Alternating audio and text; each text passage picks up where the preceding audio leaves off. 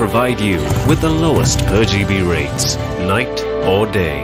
SLT 4G, driving you ever forward. Making headlines on First at 9. Taking a stand. UN wants immediate repatriation of Sri Lanka's commander of peacekeeping contingent in Mali over human rights record. The Secretariat has requested that the government of the Democratic Socialist Republic of Sri Lanka to immediately repatriate him to Sri Lanka. Sri Lanka military reiterates no war crimes committed. We reiterated the fact that the Sri Lanka army has not violated human rights. Strengthening neighbourly ties. Prime Minister Ranil Wickremesinghe meets his Indian counterpart Narendra Modi in New Delhi, reviews India-assisted projects and reconciliation. What is the purpose?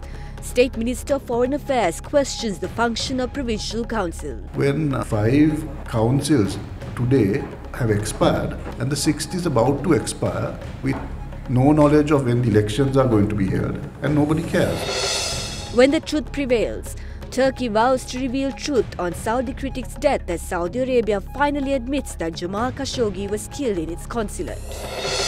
Broken promises. Youth Olympian medalist Parami Vasanthi Maristella, who clinched bronze at the Youth Olympics, questions government support for young athletes.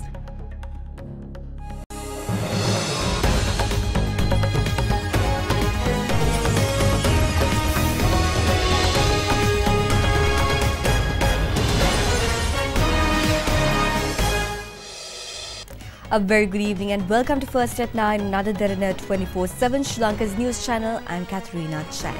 Now on to our top story tonight. The United Nations has asked the government of Sri Lanka to immediately repatriate the commander of Sri Lanka's 200-strong contingent assigned to the UN peacekeeping force in Mali. Speaking at the daily UN press briefing, spokesman for the UN Secretary-General, Stefan Dujarric, said that Secretary-General Antonio Guterres made the request following a review of the human rights background of Army Commander Lieutenant Colonel Kalana Amunupura. Meanwhile, speaking to First at 9, military spokesperson Brigadier Sumit Atapattu said that the army will comply with the made the request by the UN. He added that Sri Lanka army will take measures to prove the innocence of Lieutenant Colonel Amunupura on war crime allegations. In December last year, Sri Lanka Army sent a contingent of 200-strong combat convoy company to the United Nations multi-dimensional integrated stabilization mission in Mali under the leadership of Lieutenant Colonel Kalana Amunupura. However, a member of the Darusman Committee to investigate alleged violations on international human rights, Yasmin Suka, charged that the Lieutenant Colonel had committed war crimes during the final stages of the conflict in Sri Lanka. Taking this into account, UN spokesman Stefan Dujarric said that the UN Secretary-General requested the government for immediate repatriation of Lieutenant Colonel Kalana Amunupura. This was expressed at the UN daily press briefing in New York yesterday. Give you an update following questions we received in the past concerning the commander of the Sri Lankan contingent serving in Mali. And I can tell you that following a review of the human rights background of the commander of the Sri Lankan contingent deployed to the UN peacekeeping mission in Mali, the Secretariat has requested that the government of the Democratic Socialist Republic of Sri Lanka to immediately repatriate him to Sri Lanka.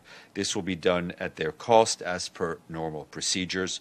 This decision to repatriate the commander was made by the UN following a review based on recently received information. The Secretariat remains engaged with the permanent mission of Sri Lanka. Is he still there? He will be leaving immediately. Meanwhile, speaking to First at 9, military spokesperson Brigadier Sumit Atapattu said that the army will take necessary measures to prove the innocence of Lieutenant Colonel Kalana Amunupura. We have 200 troops deployed in Mali since 24 December 2017. The commanding officer of that contingent was asked to repatriate on human rights backgrounds. As a stakeholder, we have to respect or comply the demands of the United Nations. That doesn't mean he has violated human rights. We will prove his innocence. And we reiterated the fact that the Sri Lanka army has not violated human rights. Former Defence Secretary Gotabaya Rajapaksa is of the view that had the government won the trust of the international community as they pride themselves, they could have easily avoided the repatriation of the commander of the Sri Lankan team in the UN peacekeeping force in Mali. The former Defence Secretary made this remark addressing a conference of the Elia organisation in Pitakotte today. බොහෝ වෙලාවට මේ රජයෙන් කියන දෙයක් තමයි මේ මොනවා කරන්න බැරි වුණත් ඒගොල්ලෝ ලෝකය දින්නා කියලා. නමුත් යුද්ධ කාලේ පවා එක්සත් ජාතීන්ගේ සාම හමුදාවලට අපේ රණවිරුවන්ව යමන්න අවස්ථාවක් ලැබිලා තිබුණා. නද එක්සත් ජාතීන්ගේ සංවිධානයෙන් ඉල්ලලා තිබෙනවා අපි ඒ රටට යවපු ඒ අපේ කණ්ඩායමේ කමාන්ඩර් අනදින නිලධාරීතුමා වහාම මාලි රටෙන් පිට කරන්නට කියලා. ඒකට හේතුව වශයෙන් දාලා තියෙන්නේ after it discovered he was accused of war crime during the Sri Lanka civil war. Then මේ රජය ලෝකය දින්නන මේ වගේ අවස්ථාවන් වළක්වා ගන්නට උන්ට පුළුවන් වෙන්නට ඕන. නමුත් අපි එදා අපේ රජයේ තියෙන කාලේ අපිට මේ වගේ කිව්වනම් එමනම් අපි කියන්නේ මේ නිලධාරියා වැඩක් නැත්තම් ඒ හැම දෙනාම අපහු එවන්න කියලා. නමුත් තමුන්නාන්සලා දන්නවා අද තීරණ ගන්නට ජනාධිපතිවරයාටත් බෑ අගමැතිවරයාටත්. පොලිසියේ උසස් නිලධාරියෙක් ජනාධිපතිවරයා ඝාතනය කරන්නට සැලසුම් හදන අවස්ථාවක පොලිස්පතිවරයාව ඉවත් කරගන්නට තරම් හැකියාවක් මේ රජයට නැහැ. Prime Minister Ranil Wickremesinghe held talks with his Indian counterpart Narendra Modi at the Hyderabad House in the capital city of New Delhi today. Earlier today, the Sri Lankan Premier also met the Indian Minister of External Affairs Sushma Swaraj and Home Minister Rajnath Singh. Prime Minister Ranil Wickremesinghe began his 3-day official visit to India on Thursday, marking his 5th official visit since taking office in 2015. Earlier today, Premier Wickremesinghe met with the Indian Home Minister Rajnath Singh in New Delhi. Home Minister Rajnath tweeted that his meeting with the Sri Lankan Prime Minister was fruitful, adding that he exchanged views on bilateral cooperation on security and terrorism in the region. Prime Minister Wickremesinghe later met Indian Minister of External Affairs Sushma Swaraj. According to Indian media reports, the leaders had exchanged views on strengthening bilateral relations and to review progress on development projects.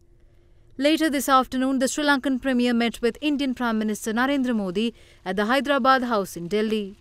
Indian External Affairs Ministry spokesperson Ravish Kumar tweeted that the two leaders took stock of the entire range of bilateral relations, especially development projects in Sri Lanka at the delegation-level talks. Indian media also reported that the two sides reviewed status of India-assisted housing projects in Jaffna.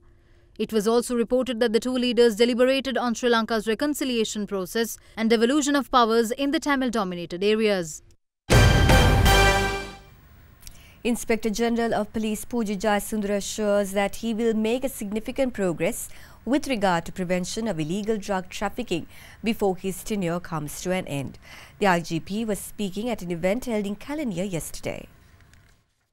Another phase of the rehabilitation program for those who had been addicted and subjected to drug abuse was held in Kalaniya yesterday by the Harimaga campaign of the Sri Lanka Police. Bhattavya Sanghara Police Pativarya Vasen Mama Khala Seemaව අවසන් නිමයට ප්‍රථම පැහැදිලි වෙනසක් ඇති කරන බවත් ප්‍රකාශ කරන්න කැමැතියි. මේ පාතාලේ මිනිමරුම් වැඩි වෙන්නේ ප්‍රශ්න ඇති වෙන්නේ මත්ද්‍රව්‍ය වලින් උපයා ගන්න මුදල් වලින්. අපි දැක්ක පහුගිය වකවානුවේ මේ රට පුරා යම් යම් අහිතකර දේවල් සිද්ධ වුණා මිනිමරුම් සිද්ධ වුණා. ඒ සියල්ල සිද්ධ වුණේ මේ මත්ද්‍රව්‍ය වලින් මුදල් බෙදා ගන්න බැරුව පාතාල කල්ලියට. පහුගිය දවස්වල නොයෙක් දේවාලයට පොලිසියට ඇගිල්ල එල්ලුණා. පොලිස් පත්තුවටත් ඇගිල්ල එල්ලුණා. මම නම් හැම වෙලේම ඉන්නේ පොලිස් පත්තුමාගේ පැත්ත. අපි කවුරුවත් CSC සාර්ථක මිනිස්සු නෙමෙයි. පොලිස් පත්තුමා වරදක් කරනවා නම් පොලිස් පත්තුමාට උඩින් ඉඳගෙන ආවාද අනුශාසනා දෙන අපි අපිට වගකීමක් නැහැ. ඒකත් එවැනි ප්‍රශ්න අර්බුදක් මේ කාලේ තියෙනවා. අපි මේ අර්බුද වලින් සැලිලා හරියන්නේ නැහැ. State Minister of Foreign Affairs Vasanta Senanayake questioned the purpose of existing provincial councils in a backdrop where the terms of 5 provincial councils have expired. He expressed these views at a media briefing today. Present provincial councils do not serve their purpose or their function, and the clear evidence for that is when 5 councils today have expired and the 6th is about to expire with no knowledge of when the elections are going to be held, and nobody cares. And the reason is because the provincial councils are ineffective. But in actual fact, there are very good reasons why we should devolve central government's powers. One is that administratively it is very good to devolve power. Two, it also involves the grassroots to some extent in decision making when you go to smaller units and give smaller units the powers. Three, the rights and the religious, cultural rights of minorities are better protected when you actually devolve power. And my idea is the district unit is better because even at present for the provincial councils, nobody is elected on the province. Everyone is elected on the district. Then again, administratively, one functions with the district as the main unit. Then of course, the present provincial councils has the very unfair system of having the predominant district. The smaller districts lose their voice and lose their identity. I think everybody agrees that the local government numbers increase tremendously and that is a burden on the people. So my suggestion is to elect less people but to elect the local government councils, and from the councils through indirect election, that is those people form an electoral college and propose the next tier, which is the district council. The Janata Vimukti Peramunu emphasizes that they will ensure to defeat efforts by the government to invest money of the employees' provident fund in the stock market of Sri Lanka. Addressing an event held in Colombo, members of the JVP also voiced against the much talked about pricing formula. දැන් හැමදාම 10 වෙනිදාට බය ඉන්නෝ 11ට එළි වෙනකොට. තෙල් මිල වැඩි කරාට bus ගාස්තු වැඩි කරගත්තට මිල සූත්‍රයක් නැහැ. වැඩ කරන ජනතාවගේ වැටුප් වැඩි කරා. හරිනම් වෙළඳ පොලේ තෙල් මිල එට මෙට වෙනකොට බද්ද පොඩ්ඩක් අඩු කරා නම් තෙල් මිල වැඩි කරන්න ඕනේ නැහැ. හැබැයි ආණ්ඩුව ගන්න බද්ද හොල්ලන්නේ නැහැ. ඒක හැම තියාගෙන අමතර බර තෙල් සංස්ථාවේ පාඩුවත් එක පටවන ජනතාව මතට. අගමැතිතුමා කියලා තියෙනවා දැන් අපි ඉක්මනින් හැරෙන්න ඕනලු නිෂ්පාදනය කරන ආර්ථිකයකට. අවුරුදු ගානකට පස්සේ මතක් වෙලා තියෙනවා. හැරෙනවද? හැරෙන්නේ නැහැ. ඒ නිසා විවෘත කරන එකයි විකුණන එකයි රටම පිළිදින එකයි හැරෙන්න වෙන ආර්ථික ප්‍රතිපත්තියක් ඒගොල්ලන් නැහැ. කම්කරු ඇමති මේ ඊයේ පෙරේදා කිව්වා වෘත්තීය සමිති අකමැති වුණත් සේවක අර්ථ සාධක අරමුදල ඒ මුදල් ඒගොල්ලෝ අරගෙන ඒගොල්ලන්ට අවශ්‍ය කරන දේවල් වල යොදවනවා කියලා. ආණ්ඩුව සූදානම් වෙන දැන් මේක කොටස් වෙළඳපොළට දාන්න. කොටස් වෙළඳපොළ කියන්නේ අද ලංකාවේ කිසිම විශ්වාසනීයත්වයක් නැති කඩාගෙන වැටිච්ච තැන. පැහැදිලිවම අපි ආණ්ඩුවට කියනවා මේ කටයුත්ත කරන්න ලෑස්ති වුණොත් අනිවාර්යයෙන්ම ඒක අපි පරාද කරනවාමයි. The President's Scout Awards ceremony was held in Polgolla in Kandy today. Addressing the event, the President encouraged all students to make their fullest support or effort to face challenges in all aspects of the life, along with the challenge of passing school examinations. The President's Scout Award ceremony for years 2014 to 2018 was held in Polgolla in Kandy today under the patronage of President Maithripala Sirisena. Organised by the Sri Lanka Scout Association, the event saw 1,195 scouts receiving awards by the President. මගේ වයස අවුරුදු 16 කාලේ මට මතකයි බලදක්ෂ සතියකදී අපි ගෙන්ගෙට යන විට වැඩ සතියේ දුන්නු කාඩ් එකක් අරගෙන පොළොන්නරුවේ රජයේ නිලධාරී මහත්මයෙක් ගේ ගෙදරකට ගිය වෙලාවේ මම ඇහුවා මොකද ළමයෝ ආවි කියලා. මං කිව්වා සර් අද බලදක්ෂ වැඩ සතිය. ඉතින් මොනවා හරි වැඩක් කියනවා නම් මට දෙන්න කියලා මම කිව්වා. ගියාම තිබුණා අවුරුදු ගාණක් ගොඩ ගැසිච්ච මහා විශාල කුකුල් කොටුවක්. මට උදැල්ලක් දීලා කිව්වා මෙන්න මේක ඔක්කොම සුද්ධ කරන්න කියලා. මගේ මතකයේ හැටියට මම පැය 4කට වැඩිය දාඩිය පෙරපිරේ මං කුකුල් කොටුව ඔක්කොම සුද්ධ කෙරුවා. අවුරුදු ගාණක් ඒක ගොඩ ගැහිලා තිබුණේ ඔක්කොම එළියට ඇද්දා. ඊට පස්සේ මම එනම් වැඩේ ඉවරයි එන්නම් කියලා කිව්වහම මගේ කාඩ් එක අරන් අස්සම් කළා මට රුපියල් 2ක් දුන්නා. එදා පාසල් ශිෂ්‍යයෙකුට මුහුණ දෙන්න තිබූ අභියෝග නෙවෙයි අද තිබෙන්නේ. ඒ විභාග සමත් වීමට සෑම විටම දිය යුතු ප්‍රමුඛත්වය මෙන්ම ජීවිතයේ සමත් වීම සඳහා සෑම විටම අප මුහුණ දී යුතු වෙනවා. During the ceremony, the President was felicitated by Sri Lanka Scout Association for his contribution to the nation's Scout campaign, as well as the sponsorship provided for the Scouts group of Dharmaraja College in Kandy to climb Nepal's K2 mountain. Yet another phase of the series of clinics launched by Derana to address medical conditions relating to kidney disease was held at Sri Purajanti Mahavidyalaya in Padaviya, Anuradhapura today. The clinic is carried out in partnership with the Ministry of Health, the 9th Battalion of Gajaba Regiment and the Sri Lanka Eye Donation Society. The visiting public were given free health checkups and were made aware of kidney disease and possible measures to counter. Furthermore, residents of Padaviya were donated water purifiers at the clinic.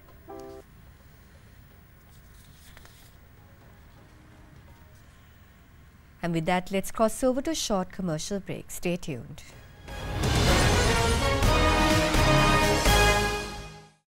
You are watching Sri Lanka's award-winning news channel, Derana 24/7.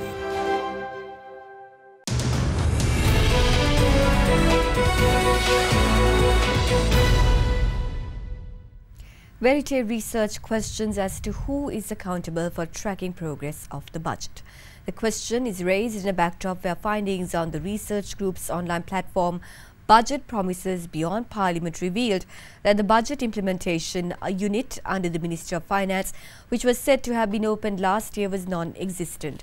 The matter was brought to light following a request made through the Right to Information Commission. A media briefing was held today to highlight the current findings discovered on Verite's online budget monitoring platform Budget Promises Beyond Parliament. In terms of lagging, again, the biggest promisers here actually the Strategic City Development Program, and then you have the Expressway Project and the housing scheme under the Ministry of Housing and Construction.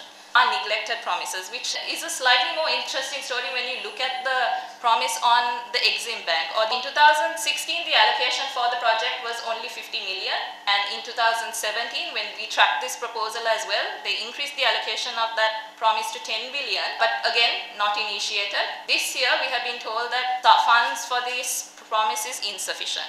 Munas further noted that there is weaknesses seen in information disclosure and implementation of budget promises, creating a mismatch in what was promised. It's on strengthening reconciliation through social and economic empowerment for the northern and eastern provinces. As an alternative, they have not said what is happening with this money. Initially, one of the proposals that we were tracking was on mitigating urban flooding, which had a significant allocation of 4,500 million. But when we followed up via RTI, what we were told is that no, actually, budget speech got it a little wrong. The actual allocation for this project is only 400 million, and it's not even mitigating urban flooding, it's rehabilitation of flood protection dams. And a similar instance with rural irrigation development, the budget speech actually allocates 2 billion for this project. We did not get a response to RTI because this ministry, which was Ministry of Irrigation, did not respond. But from a report that we have online, we found out that the allocation has been taken down to 500 million. If you look at the urban regeneration project, which is actually the larger project under which that 20,000 housing projects falls, they've not told us what they've done on that. And that is still the same ministry, the Ministry of Megapolis. That project has an allocation of 24 billion rupees. Disputes over US tariffs and retaliatory moves by other states have sparked 12 requests for adjudication at the World Trade Organization, signaling an escalation in global trade tensions. The agenda for an October 29 meeting of the WTO's dispute settlement body yesterday confirmed the legal moves. The dispute procedure begins with a 60-day window for talks to try to reach a settlement. The meeting agenda shows that those talks have failed. By asking for adjudication, the disputants are triggering litigation that could last years. China, the European Union, Canada, Mexico, Norway, Russia and Turkey have all requested that the WTO set up a panel of adjudicators to judge the legality of steel and aluminium tariffs which US President Donald Trump imposed in March.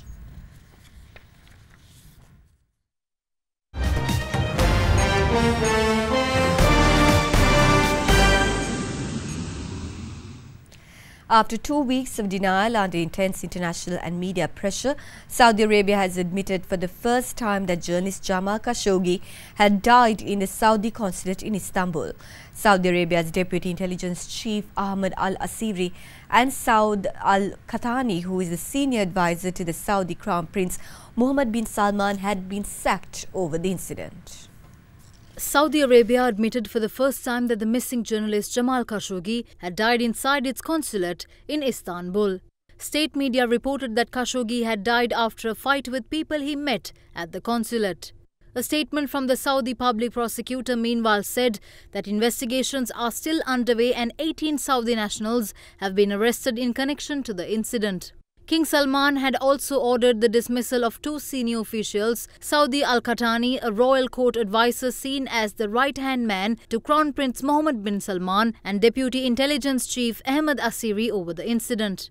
Saudi Arabia provided no evidence to support its account of the circumstances that led to Khashoggi's death, and it was unclear whether Western allies would be satisfied with the Saudi version of events. Khashoggi's disappearance sparked a global outcry and prompted some US lawmakers to call for harsh action against Riyadh. The journalist entered the consulate in Istanbul on 2nd of October to seek paperwork for his forthcoming marriage and never returned while his fiancée waited outside for hours.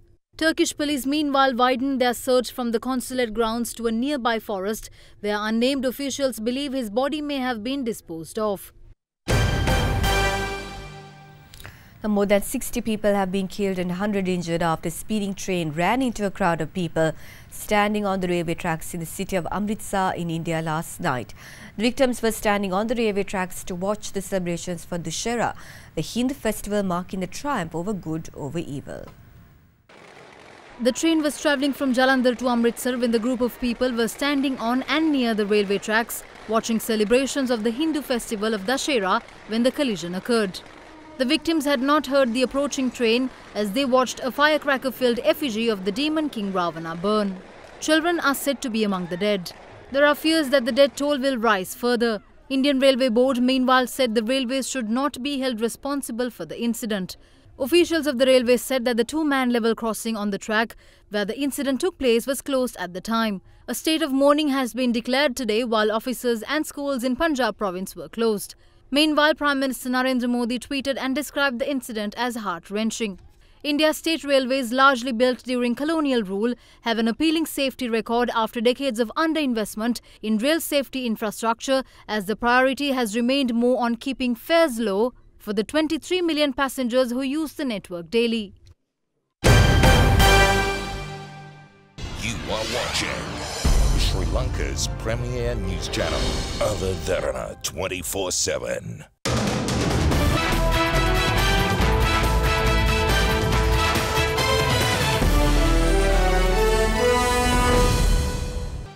The Sri Lanka delegation of athletes who participated in the Youth Olympics held in Buenos Aires, Argentina, including Parmi Maristella, who won the bronze medal in the women's 2,000-meter steeplechase, returned to Sri Lanka today. Parmi was the only medalist for Sri Lanka at the Youth Olympics. 13 athletes represented Sri Lanka at the Youth Olympics in Buenos Aires, which concluded on Thursday. Parmi Maristella was a standout performer for the country as she won the only medal for Sri Lanka, clinching the bronze in the women's 2,000-meter steeplechase event. Apart from winning the first Youth Olympic medal for the island, Parmi's bronze is the first global medal for Sri Lanka after Susantika Jayasinghe's Olympic victory at the Sydney Olympics in 2007. මාසිකව ක්‍රීඩා කටයුතු කරගෙන යන්න 75000ක මුදලක් ලබා දුන්නා. ඒ මුදල ලැබුණේ මාසෙයි. ඔබගේ ක්‍රීඩා පුහුණුවීම සම්බන්ධයෙන් අවශ්‍ය කරන පහසුකම් ලැබුණාද? ඔව් ඇත්තටම මොකද ඔබ ගොළුනේ මොකද කතා කරන්න ඒක ලැබුණ නැහැ කියන එකද ඒකෙන් අදහස් කරන්නේ? නැහැ. With the state intervention, authorities had promised to give 2 houses to Parami and Aruna Darshana following their victories in the Asian Junior Athletics Championship, but the promise has not yet materialized. Former Olympic medalist Susantika Jayasinghe had this to say in response. කවුරු හරි කියනවා නම් ක්‍රීඩකයෙක් අපිට පහසුකම් ලැබෙනවා අඩුයි කියලා. එහෙනම් අපිට එදා තිබුණේ මොනවද කියලා මම අහන්න කැමතියි. ජයග්‍රහණය ලැබුවාම Facebook එකේ දාලා දුප්පත් ළමයෙක් මේ විදිහට ජයග්‍රහණය ලැබලා මේවයි කරලා කියලා එහෙම විවේචනය කරනවා. ඒ තුලින් ඇත්තටම විවේචනයට ලක්නේ ක්‍රීඩා අමාත්‍යාංශයේ ක්‍රීඩා ඇමතුමා. මේකට මම විරුද්ධයි. මෙයාලට මේ ගොඩක් දේවල් ලැබෙනවා.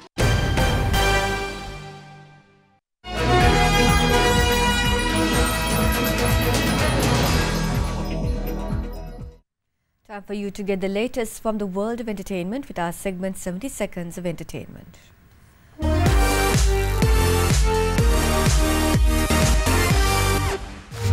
Jamie Lee Curtis is expected to dominate the North American box office for the weekend ending October 21st as the actress reprises her role as the resilient protagonist in Halloween.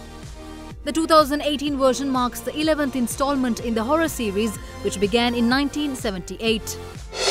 The BBC podcast You, Me and the Big C has won a major radio award less than 2 months after its co-presenter Rachel Bland died from breast cancer.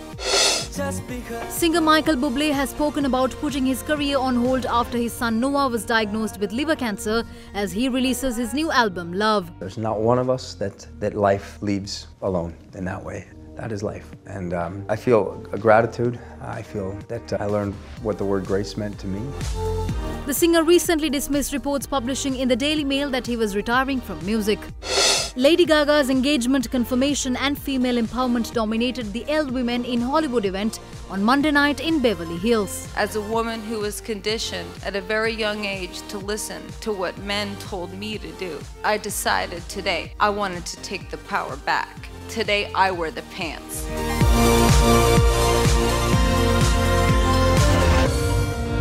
You are watching Sri Lanka's #1 news channel, Other Derana 24/7. Sheila Fernandez at the Other Derana Weather Centre with your forecast first evening edition.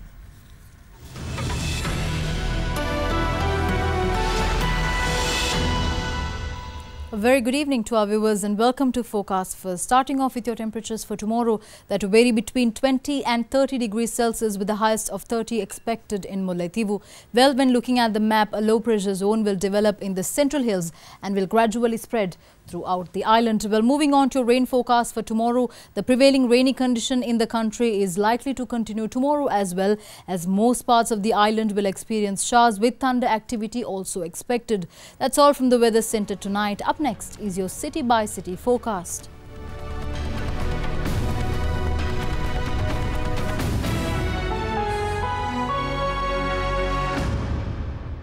And before we go, we'd like to take you to Sarajevo, the capital and largest city of Bosnia and Herzegovina.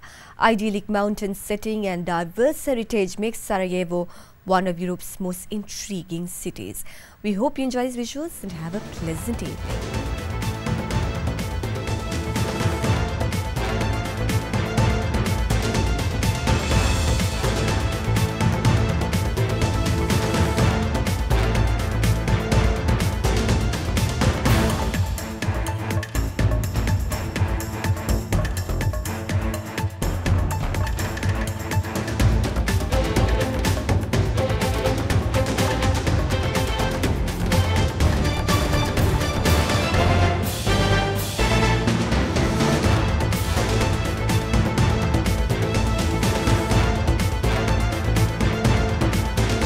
Bringing you the news and information 24 hours a day.